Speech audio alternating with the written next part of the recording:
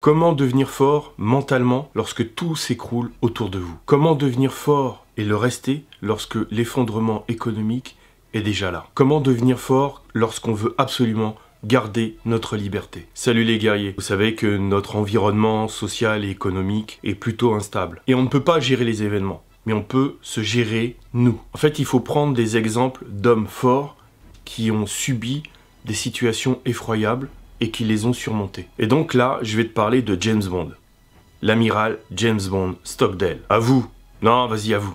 Tu t'es laissé prendre. Sérieusement. L'amiral James Bond Stockdale a été fait prisonnier durant la guerre du Vietnam. Il est resté prisonnier pendant 8 ans. Et un jour, on lui a posé la question, qui ne s'en est pas sorti parmi les prisonniers? Les optimistes.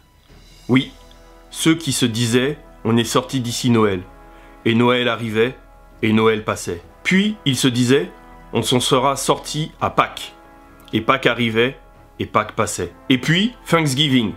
Et puis, c'était de nouveau Noël. Et il finissait par mourir, le cœur brisé. Et dans cette vidéo, en fait, tu vas comprendre pourquoi, pour réussir, il faut que tu sois dans l'instant présent. Cette histoire vient du livre De l'excellence à la performance, de Jim Collins. Je t'ai mis la référence du livre en description, comme ça tu pourras les regarder. Et dans ce livre, Jim Collins explique ce qu'il appelle le paradoxe de Stockdale. Je vais te le dire avec mes mots, mais il faut être ancré dans la réalité pour survivre. Et dans l'étude Collins, les dirigeants qui sont les plus performants et les plus résilients sont ceux qui gardent confiance quant à leur capacité à gagner quelles que soient les difficultés et en même temps qui font face à la plus brutale des réalités, quelle qu'elle soit. En fait, ils ont confiance en eux, quoi qu'il arrive. À quelle période cette histoire se place? Cette histoire se place durant la guerre du Vietnam, je l'ai déjà dit. Mais pour ceux qui ne connaissent pas, je vous donne quelques infos. La guerre du Vietnam, en fait, c'est une guerre civile qui dure de 1955 à 1975. Elle oppose la République démocratique du Vietnam, au nord, est donc soutenue par le bloc de l'Est et la Chine. Elle est alliée au Front National de Libération du Sud-Vietnam, dit Viet Cong. Et en face, c'est la République du Vietnam, soutenue par les États-Unis, en grande partie, mais aussi par l'Australie, la Corée du Sud, la Thaïlande et les Philippines. Et donc, il n'y a pas eu que l'amiral John Stockdale prisonnier pendant la guerre du Vietnam. Il y a eu aussi John McCain, qui était opposé à Barack Obama pendant les présidentielles. Il y a eu aussi Jeremiah Denton, qui pendant un interview à la télévision japonaise, alors qu'il était prisonnier, a réussi à faire passer un message. Je vais te mettre en description le lien d'une chaîne qui a fait une vidéo sur ce sujet. Il a réussi pendant son interview à lancer un message en disant qu'il était torturé. En regardant la vidéo, dans le lien en description, tu comprendras comment il a fait. Donc l'amiral était l'officier le plus gradé dans un camp, dans le camp prisonnier, qui s'appelait Hanoi Hilton. Il a été torturé plus d'une vingtaine de fois pendant ses 8 ans de captivité. Il n'avait aucun droit, il ne savait pas quand est-ce qu'il serait libéré,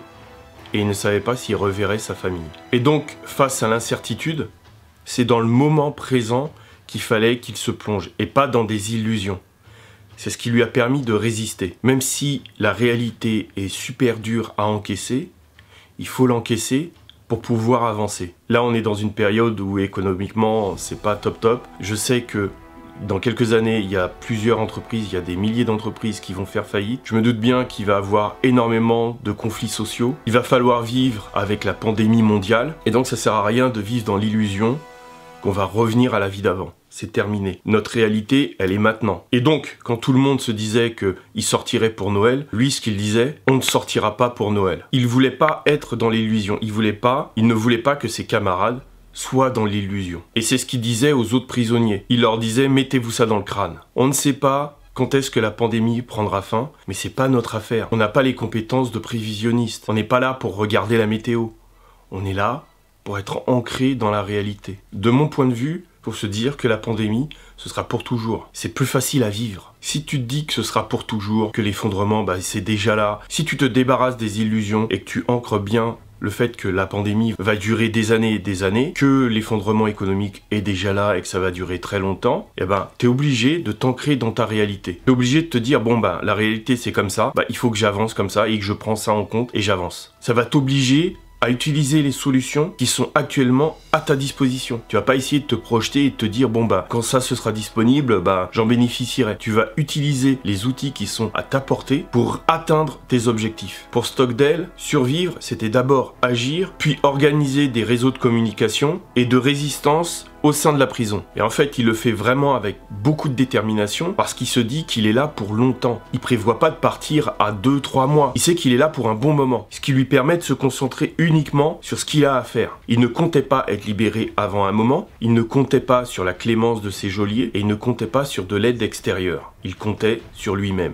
et ses camarades. Et entre 2 séances de torture, il faisait ce qu'il avait à faire avec ce qu'il avait sous la main. En étant dans la réalité, on tire parti des éléments qu'on a sous la main. Donc si vous avez des difficultés, essayez déjà de le faire avec ce que vous avez. Des fois, c'est presque rien, mais c'est mieux que rien. Le paradoxe de Stockdale, c'est s'ancrer dans la réalité et pas dans les illusions. Si vous vous dites que à Noël, en été, à Pâques, la pandémie, l'effondrement, toutes les catastrophes seront finies, vous entrez dans la catégorie des optimistes. Essayez de faire avec ce que vous avez, avec ce qui existe pour avancer. Et même, justement, en prévision, je vous dirais même de travailler votre expertise, travailler votre compétence clé ou vos compétences clés. Je sais qu'on a tendance à fuir la douleur et les difficultés. Et c'est dans la nature humaine, hein, on est tous comme ça, mais il faut le combattre. Lorsque vous avez une compétence que vous maîtrisez vraiment bien, vous tombez dans la facilité et dans la routine. Et du coup, vous allez éviter de travailler vos points faibles. Et vous rentrez dans une routine, dans un quotidien qui vous entraîne dans un déséquilibre. Vous allez vous contenter d'un point fort et tous les points faibles que vous avez, vous n'allez pas les travailler. Je sais que quand vous ne vous mettez pas la pression